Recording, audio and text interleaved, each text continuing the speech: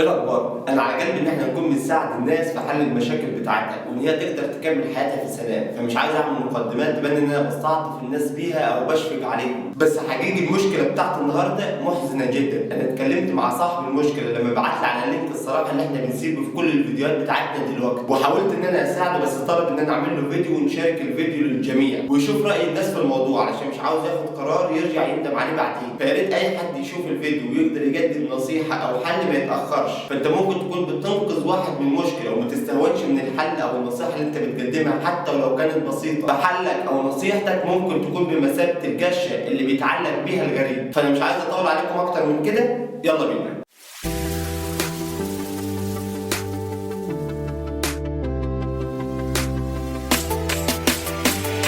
الشخص ده بعت وبيقول السلام عليكم، انا محتار جدا ومش عارف اعمل ايه. انا متجوز من سنين ولغايه دلوقتي ما حصلش نصيب في اطفال، يعني ما حصلش نصيب ويكون عندنا اطفال لحد دلوقتي، وزوجتي كل تحاليلها الحمد لله سليمه وانا اللي عندي المشكله، ويا ربنا يبارك في عمرها داخل على 37 سنه، وان الحل الوحيد بالنسبه لي علشان اقدر اخلف لازم نعمل حقن مجهري، وده عملناه مرتين بس ما حصلش نصيب، والحمد لله على كل حال هي بتحبني جدا وانا متاكد من حبها ليا، ومن ناحيتها هي مختاره ان هي تكمل معايا من غير اطفال، وقرارها دوت واختيارها ليا على حساب الاطفال انا مقدره جدا وبيعبر عن صدق حبها ليا. بس انا عندي سؤال محدد ومحتاج اجابه منطقيه بما يرضي الله، ودلوقتي انا متاكد ان هي شايفه طالما هي اتنازلت عن حاجه في الانجاب يبقى انا كمان لازم اتنازل عنه ونكمل سوا من غير اطفال. انا طول الفتره اللي فاتت ديت ما كانش فارق معايا موضوع الاطفال وحياتنا كانت ماشيه عاديه ومستقره، لحد مؤخرا بقى عندي رغبه كبيره جدا في السعي ان يكون عندي اطفال. فانا مش بتكلم نهائي في الانفصال واتجوز واحده تاني، انا بفكر في زوجه تانيه. فسؤالي بقى، هل مجرد تفكيري في ان اتجوز واحده تاني وتقبل ظروف وترضى انها تعمل حقن مجهري هل دوت غلط او يعتبر انانيه وغدر مني؟ انا عارف ان هو شرعا حلال، بس انا مش عاوز اعيش بذنب وتأنيب ضمير من ناحيتها لاني فعلا بحبها. احنا حاليا ماشيين في اجراءات الحقن المجهري تاني وبندعي ربنا ان هو يوفقنا، بس انا بسال تحديدا علشان ما بقاش ساعه ما الامل يكون بينتهي اكون ظالمها في ان انا عندي النيه في ان اتجوز تاني من زمان، فاذا لا قدر الله ما حصلش نصيب في اطفال منها هتقول طب ليه انت مرمتني معاك واستنفذتني في العمليات وانا كنت ممكن اخلف طبيعي، وما قلتليش ليه انك ناوي تتجوز كنت اتطلقت من زمان وشفت حالي، لان انا متاكد ان هي مستحيل تقبل بزوجه تاني وانا فعلا مش عارف اعمل ايه. يعني بالمختصر كده الزوجه ما عندهاش المشكله، الزوج هو اللي عنده المشكله، ومع الوقت الزوجه خلاص بقت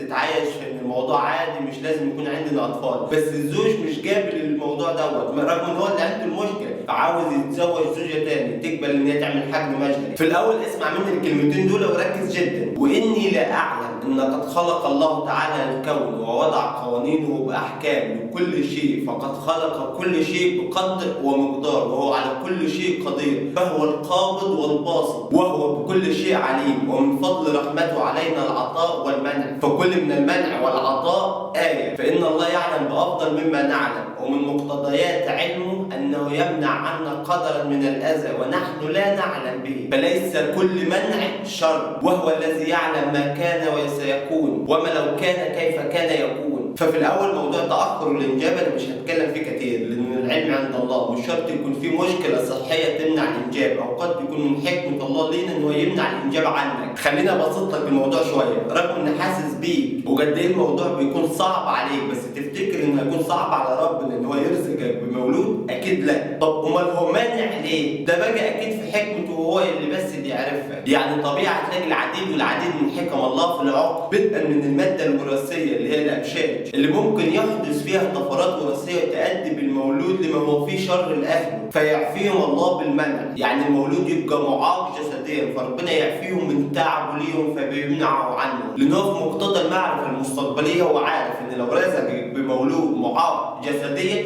أنت مش هتكون قابل المولود دوت، هتكون بترفض وهتكون بتأذيه، وفي بعض الوقت هيكون بيسبب لك أذى نفسي ليك أنت شخصيا، فتلاقيه بيمنع عنك الإنجاب، أو ربما يكون المولود دوت شقي يعافى الله والديه من المنع، وطبعا بيكون العقم في حد ذاته حكمه من عند ربنا ليك. فعلشان نبقى متفقين، عدم الانجاب في حد ذاته ممكن يكون خير لك انت. وفكر في الامر بصوره مختلفه، ربنا مش معقول هيكون بيمنع عنك الطفل علشان بيكرهك لا سمح الله، لكن اكيد فيها خير لك انت ولعله خير ليك. نيجي بقى لمشكلتك انت يا صاحبي. بص انا طبعا هقول لك ان الشرع بيقول لك انك تتجوز 4 عادي، بس طبيعي لو الاولى فيها مشكله ممكن تفكر في غيرها عادي، لكن هي من كلامك عليها وان انت بتقول ان هي اصيله ومكمله معاك رغم المشكله عندك انت، يبقى ما ينفعش انك تسيبها او تغدر بيها. واللي انت بتقول عنها يبين قد ايه ان هي بنت اصيله وبنت ناس، ويكفي ان هي ما تخلتش عنك ولا وافقت ان هي تسيبك، وعندها استعداد انها تعيش معاك من غير اطفال، بس هي ضحت علشانهم من اجلك، وضحت بعمرها وامنيتها ان هي تسمع كلمه ماما من طفل علشانك. وده طبيعي انك تلاقيه اكبر حلم عند اي بنت ان هي تتجوز وتسمع كلمه ماما من طفلها. علشان اكون صريح معاك وصادق، مش معقول ان هي تكون ضحت بكل ده علشانك وانت تتخلى عنها بسهوله، رغم ان انت عارف ان هي مش موافقه ان يكون ليها زوجه تاني. اظن ده الوقت اللي انت كمان تضحي فيه علشانها وما تعملش كده علشانك. وافتكر دايما الكلام اللي انا قلته لك في البدايه، اللي هو لو ربنا عايز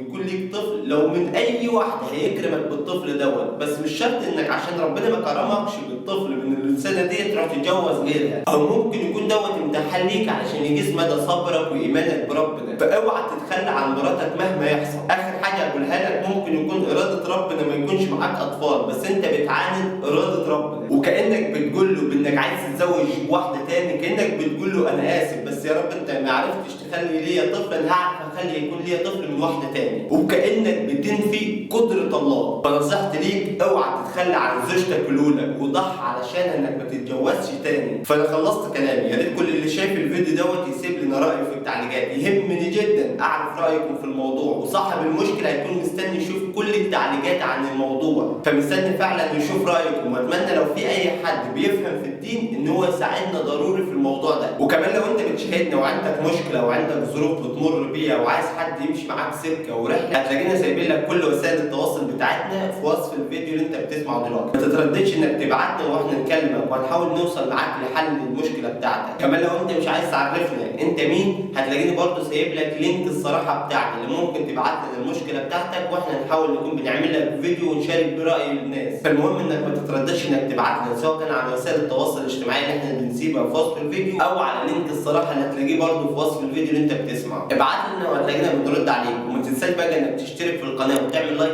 للفيديو علشان يوصل لناس كتير جدا ويكون كله بيشارك برايه، وفعل زر الجرس علشان يجيلك اشعار بكل فيديو جديد احنا ننزله. سلام.